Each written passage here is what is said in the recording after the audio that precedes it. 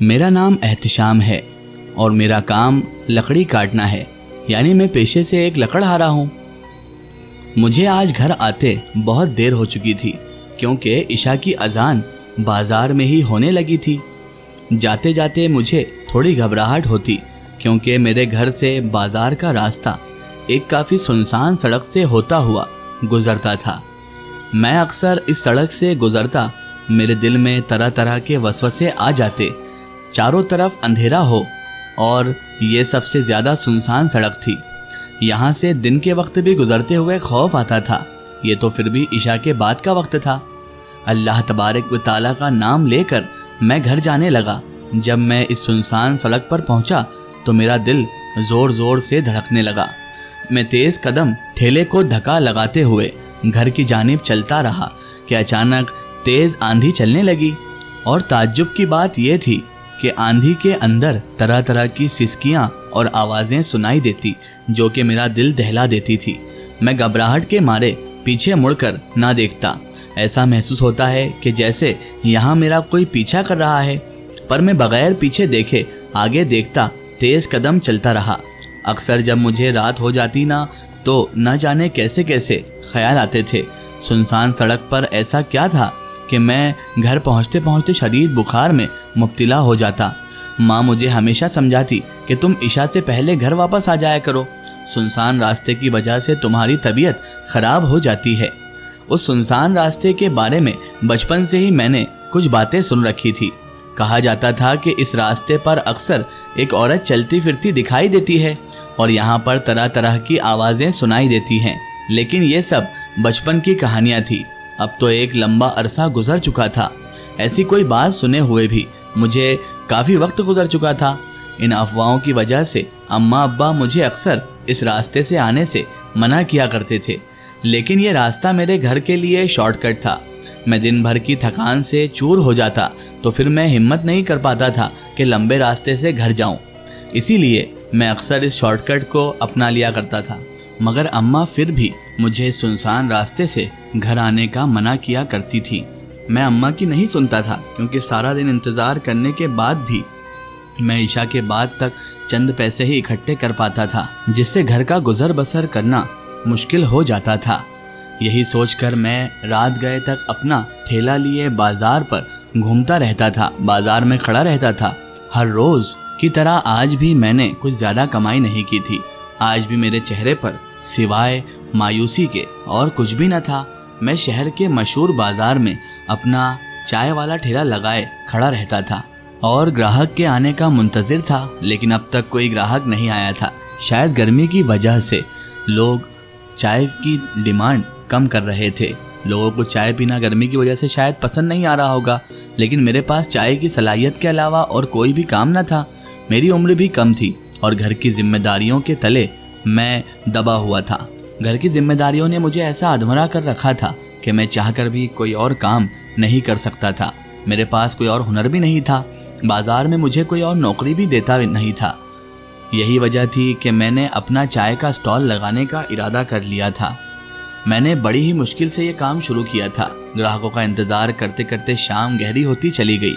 अब तो इशा की अजान भी हो चुकी थी। मैं मायूसी के साथ अपना ठेला समेटने लगा और घर जाने की तैयारी करने लगा कि इतने में मैंने 2 लड़कियां अपनी तरफ आती देखी।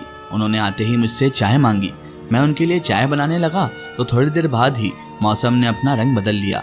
तेज़ ठंडी हवा चलने लगी और बादलों ने यूं अपना रुख बदल लिया, पूरे इलाके को अपने घेरे में ले लिया। मैं बहुत घबरा गया कि कहीं बारिश ना हो जाए, क्योंकि मेरे पास तो छतरी का भी इंतज़ाम नहीं था। अगर बारिश शुरू हो जाती तो मेरे लिए ठेला संभालना मुश्किल हो जाता।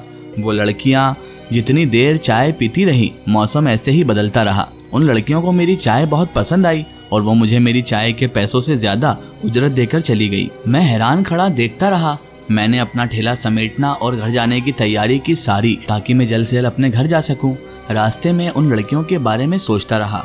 वैसे तो वो दोनों लड़कियां खूबसूरत थीं, लेकिन दोनों में से एक बेहद हसीन थी। उसके चेहरे की मोटी मोटी आंखें उसकी खूबसूरती को और उजागर कर रही थी। उसके लंबे मुलायम रेशमी बाल उसकी खूबसूरती में इजाफा कर रहे थे। कुछ चीज़ें बिल्कुल सुकून देती हैं और मेरे लिए उस लड़की का चेहरा किसी सुकून से कम नहीं था। न जाने क्यों मुझे उसके चेहरे से अजीब सा सुकून महसूस होने लगा। उसका चेहरा मेरी आंखों से ओझल नहीं हो रहा था, वो अपनी मिसाल आप थी। मैं सारे रास्ते यही सोचता रहा कि कोई इस कदर भी खूबसूरत हो सकता है क्या? क्या कोई इतना ज़्यादा खूबसूरत हो सकता है? उसके चेहरे पर नज़र पड़ती तो नज़रें हटने का नाम नहीं लेती, मानो ऐसा लगता कि कोई चांद मेरे सामने उतर आया है। अपने लंबे घने रेशमी बालों से लहराती बल खाती हुई मेरे ठेले के पास आई थी। उसकी आंखों में एक अजीब सी कशिश थी जो मुझे अपनी तरफ खींचे जा रही थी। मैं उसकी खूबसूरती के बारे में ही सोच रहा था कि इतने में मैं घर आ गया। अम्मा मेरा ही इंतज़ार कर रही थी। जैसे ही मैं घर के अंदर दाखिल हुआ तो मायूसी के साथ मैंने अम्मा को पैसे देते हुए कहा कि आज इतना ही जमा कर सका हूँ। अम्मा ने भी मायूसी के साथ मुझसे पैसे पकड़े और सोचने लगी। मैं अपने ठेले का सामान अंदर लाने में मसरूफ़ हो गया। मैं सामान अंदर लेकर आ ही रहा था, जब सारा सामान उठा लिया तो मुझे अपने ठेले से एक ऐसी चीज़ मिली जिसे देखकर मैं भी दंग रह गया। और जैसे ही मैंने उसे खोल कर देखा तो मेरे तो मानो होश ही उड़ गए। दोस्तों, मेरा नाम एहतिशाम है और मैं गरीब ख़ानदान से ताल्लुक़ रखता हूँ। मेरे अब्बा एक कारखाने में काम करते थे। अम्मा घर में छोटा मोटा काम करके घर चलाने में अब्बा का साथ देती थी। मेरी 5 बहनें थीं और मैं इकलौता उनका भाई था। अम्मा अब्बा ने 5 बेटियों के बाद बहुत सी मिन्नतों से मुरादों से अल्लाह से मुझे मांगा था। मैं 5 बहनों का इकलौता भाई था, इसलिए सबका ही लाडला था। सब मुझे बहुत प्यार करते थे। मुझे पढ़ने का बहुत शौक था, लेकिन घर के हालात ऐसे न थे कि मैं पढ़ सकता। इसके बावजूद भी अब्बा ने कोशिश करके मुझे 5 जमातें यानी 5वीं तक पढ़ा दिया था, पास करवा दी थी। बहनें भी अम्मा के साथ छोटे मोटे कामों में हाथ बटा देती थी और 4 पैसे कमा लेती थी। घर की गुर्बत में शुरू से ही देखता आ रहा था। एक कमाने वाला था और बाकी सब खर्चा करने वाले। फिर एक दिन अचानक अब्बा, जो कि अकेले कमाने वाले थे, कारखाने से जब घर आए तो काफ़ी ज़्यादा बुखार में मुब्तला थे। डॉक्टर के पास ले जाया गया तो अब्बा को कुछ टेस्ट करवाए, जिनसे मालूम हुआ कि अब्बा को टीबी की बीमारी हो चुकी है और जो उनको बहुत लाहक हो गया है। हम सब के लिए ये बहुत परेशानी की बात थी, क्योंकि हमारे घर में वाहिद अब्बा ही थे जिनकी कमाई से हमारा घर चलता था। अब उन्होंने भी बिस्तर पकड़ लिया था। अब्बा का मर्ज इतना बढ़ चुका था कि उसका इलाज मुमकिन न था। डॉक्टर ने साफ जवाब दे दिया था और कहा था कि इनको घर ले जाएं, जितनी हो सके इनकी खिदमत करें, उनके पास वक्त बहुत कम है। ये बात हम दोनों ने अम्मा को नहीं बताई थी, क्योंकि अम्मा इस सदमे को कभी बर्दाश्त नहीं कर पाती। फिर एक दिन अचानक अब्बा हम सबको छोड़कर चले गए। डॉक्टरों की कही बात सच साबित हो गई। अब्बा ज़्यादा से ज़्यादा 1 माह जिंदा रहे और वो भी चारपाई पर ही गुजार दी। अब्बा के जाने के बाद घर के हालात बहुत ज़्यादा ख़राब हो गए। हम सब इस परेशानी में थे कि अब घर कैसे चलेगा। घर के अखराजात बहुत ज़्यादा थे। हमारा तो घर भी किराए का था। इसका एक स्टोरी हम देखेंगे इसके अगले पार्ट में।